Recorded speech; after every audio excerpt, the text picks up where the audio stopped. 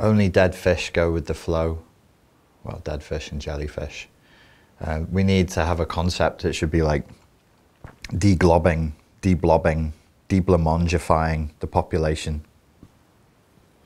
And I really think that call it what you want, developing a moral philosophy is an absolute keystone of that, because you need to be able to think and you need to have a sense of value. Why? Well, if it's a matrix of value that keeps bad stuff out and only lets good stuff in, how do you know what's good and how do you know what's bad? If you've been blobbed and you're jellyfished, which means you are over-messaged to, over-marketed to, you're steeped in consumer capitalist culture, when you have that filter for what's good and bad, it will be malfunctioning. It will be like, what's good? Well, anything that feels good now is good. What's bad? If it doesn't feel good straight away, it's bad. If it feels good now, is good. If it feels bad, it's bad, I don't like it. Well, there's no appreciation there for the idea that some things that are good for you feel bad. Getting up at 6 a.m. and going for a jog doesn't feel great, but it's good for you. And some things that are really, really bad for you feel really good. So it can't just be done on this raw, animalistic, hedonistic, somatic sense of it needs to feel immediately good or feel immediately bad. I mean, so many things that are just natural norms in modern culture, I think are really weird, really dangerous, but they're based on this kind of fake morality, a sort of a false consciousness, because we're taken away from the authentic self and into an avatarized version of ourselves, which the top down, not saying elites, I'm just saying from the top down, is telling us is the only version of us that has any value.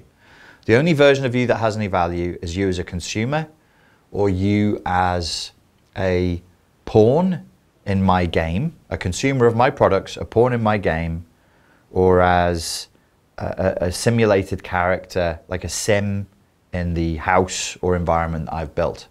The you that is the real you, that dreams, that has access to an unconscious, that processes life in terms of archetypes and symbology and is a bit weird and doesn't fit in with culturally accepted norms, is to be ignored.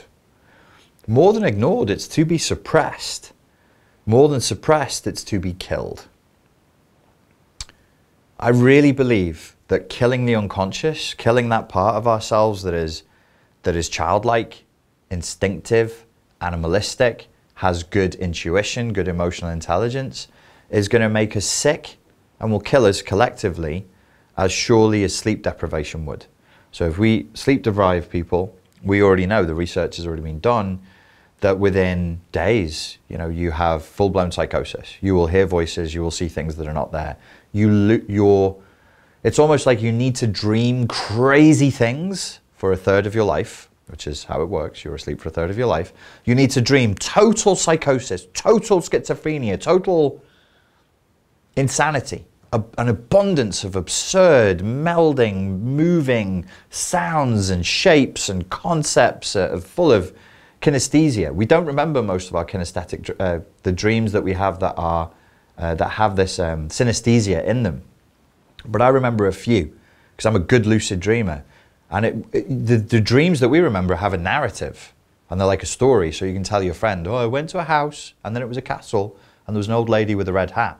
But you also dream of the color red. And every time you see the color red, it has a sound. And when you hear that sound, it has a feeling, and your senses jumble. Because what you're doing is you're kind of going through an abundance of information and filtering it to make sense of the world. I think that's what dreaming is. But it does that by descending into pure chaos and then pulling order from it. When you don't sleep and you don't plunge into psychosis, you don't plunge into an abundance of just chaos, it kind of backs up and then it seeps into conscious life. I'm hearing things that aren't there. I'm seeing things that aren't there. I start to have moments of disassociation and derealization. I've lived this because for various reasons, I've managed to go 2 or 3 days without sleep. And by the third day, one has a sense of disintegration. One has a sense of dissolution. You're dissolving. You hear people call your name. You can hear bells ringing. You start seeing spirits. You see ghostly images and people doing this. It's really creepy. It's a really, really creepy experience. And it's extremely uncomfortable. In the same way, when we're cut off from the unconscious and we devalue the unconscious and we devalue the whole self, the authentic self, and we only value the avatar of people, we are miserable. Look at us. Look at how fucking wretched we are now. We hate ourselves. We hate each other. We hate life on earth now. It's a miserable mess. Why? Because we're doing stuff that we're not designed to do. We're not evolved for this.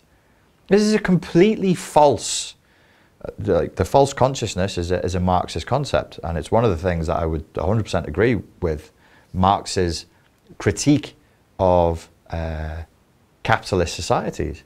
You end up with a sense of self that is false and that is distanced from the authentic. A sense of self that has to be an avatar. You're a plastic person living in a plastic world full of plastic ideals and plastic values. Where's the longevity in that? Where's the joy in that? That's not the creatures we are. That's not the animal that we are. That's not the thing that we're evolved to be. Why are we doing this? Well, because top-down structures. It benefits some people for you to be miserable. Sorry, but that's the truth. Why are your children enslaved physically and psychologically? Because it benefits people. Does it benefit everybody? No. Relatively speaking, it benefits a very, very, very small number of people.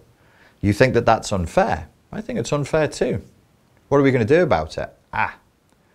If enough people wake up to that simple truth, that you suffer, your children suffer, your family suffer, so that a few people can live a slightly better quality of life. It's only slightly. It's not like they've entered some beautiful heavenly space and your suffering is the fluid that allows them to fly there. No, they still live here.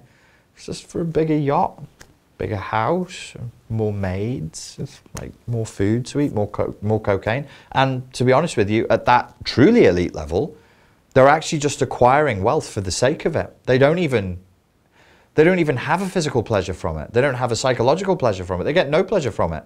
They have the cold satisfaction of knowing that they have more money than the other psychopaths and lizards, narcissists, lizards, that they rub shoulders with. That's it. They are acquiring simply to acquire, simply to know, simply to look at the numbers. They're perverts. They're perverts in the Freudian sense. I'm not being facetious. They're perverts. It becomes a perversion because there is a fetish. Perversion requires a fetish, if we're saying it in the Freudian sense. The thing that they're doing has no relation to the thing that they are claiming that they're doing. It's become its own self-fulfilling insular loop of not even pleasure, like a pseudo-pleasure, which is, I like to look at the numbers and to know that the numbers are big. So as a human being, as an animal that has evolved, you're getting some pleasure from looking at numbers. That's it. That's it. We all suffer so that weirdos can look at numbers and go, That's it. That's why you're enslaved. There's no necessity. We're not saving the earth. We're not transcending human consciousness and evolving to the next level for a better earth that we will never see. Even, God, that would make sense. You'd be like, well, it sucks for us, but for the people coming after us, it's going to be better. No, it isn't. No, it isn't. This way of doing things guarantees that it won't. Because this structure, over time, is just going to get stronger and stronger. And the people who suffer at the bottom are going to grow in numbers commensurate with the growth of the structure, and more people will suffer worse over time. Because we will have fewer and fewer choices, less civil liberties, more messaging and more propaganda. If you keep going down that road and take it to its logical conclusion, the logical conclusion would be that you would be a completely home-confined muscularly atrophied, obese jellyfish whose only purpose would be to offer a little bit of energy to cultivate tax, to pour back into the matrix, and to vote the right way. And maybe they'll even find a way where you don't even have to work. They can just literally directly harvest your energy straight from your body, just like in the film The Matrix. That would be more efficient, because right now you have to work, and then they need a taxation system, and there's energy leakage at every point in that system, and maybe we could just take it from you, you useless piece of cattle, you. These are shocking ideas. It sounds pessimistic, but my hope, let hope die. My optimism is that it's so ridiculous and it's so bloated now that it's teetering on an edge. So I'm sort of looking at, okay, there's a good chance it will collapse. If enough people open their eyes, not everybody, but a critical mass, it will collapse. What do we want to make sure our own values are moving forward? So when we take our moral philosophy forward, what will we have? What do we absolutely have to have in a new culture, in a new society? What do we absolutely not want any of in a new society, in a new culture? Where do we want to go? What direction are we going to take things? What intention do we want to have for it? As I said to you in a previous video, you can start with fairly simple ideas that are really powerful, like, okay, in the new world, in the education system, children will be taught how to think as a major priority, not what to think. They will be taught some content, but how to think will be the top priority. We will decide in the new world what the objective is of education, because right now we don't have objectives for education. Are you a good citizen? Is it to make you a good factory worker? Is it to help you make money? Is it so that you're a happy human being? Is it so that you reach spiritual enlightenment? There are 5 options I just pulled off the top of my head. We must choose because they fight with each other. You can't have them all. If you want good humans who are going to move humanity forward, we don't educate them the way that these kids are being educated now. We don't educate the way that I was educated, which is like, it's almost like a traumatic initiation. But most traumatic initiations, even in the most brutal cultures, are usually over within a week.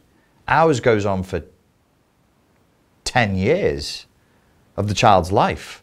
So that by the time they're out, they've just got a raft of mental health issues because the education system sucks. It's barbaric what we do with children. It's barbaric what we do with their young minds, and pointless as well. No wonder everybody's struggling with ADHD, anxiety, depression, and an inability to concentrate. Look at the fucking education system. Look at how you're trying to teach them. As an adult, I went back in and I worked in the education system for 5 years, and there was classrooms that I sat in on where I'd watch other people who were presenters like me do their jobs, and I'd watch teachers teach. And I'd be sat there and I'd be going, I don't know how I did this for 10 years. I do not know how I sat there. This is so boring, so uncomfortable, so non-intuitive. And I'll tell you, I love to learn. I love learning new information. It was psychological torture sitting there. And these people were my friends, and I'd have to smile and be like, good job, good job. Oh God, when's the bell gonna go? This is horrendous. Useless, frustrating, irritating, depressing. That's how I would describe the way we educate kids. That's one thing. We could get into health. We could get into medicine. We could get into politics. We could get into the whole thing. Entertainment. What do we want entertainment to look like? What do we want our political systems to look like? We're going to have to solve the problem of economies. What do we want that to look like? But we should be thinking along those lines now. Yeah, it might not come about for 10, 15 years, but we don't want to get caught with our pants down. My sense is that the more we deliver time and attention and consciousness to a better world, we're taking the consciousness away from how this one sucks. Oh my God. I think we've analyzed it enough. I think we've stated the problem 1,000,001 ways. I can, there's people way smarter than me with way more nuance and education about the way in which this world stinks. I'm not really interested. We know it stinks. I'm ready for it to be over. What will the new world look like? What do we want? This is what we don't want. What do we want? Let's get specific and let's start really realizing that in the sense of making it real. Let's write it down. Let's have that conversation. Let's have that discussion. Because when we do and we offer it our time and attention and our consciousness, the chance of it actually manifesting in reality increases. If all we're doing going, well, medicine sucks and education sucks and entertainment sucks, that's what all we're doing is we're really feeding into it. Because what we're saying without saying is, I'm powerless. I'm powerless. And it's more glob. It's more jellyfish. It's more going with the flow. And we've had enough. We've had enough of that. It's time to start building a new and better world. And you will say, what about the resistance? The resistance we'll receive from doing it. What else can we do?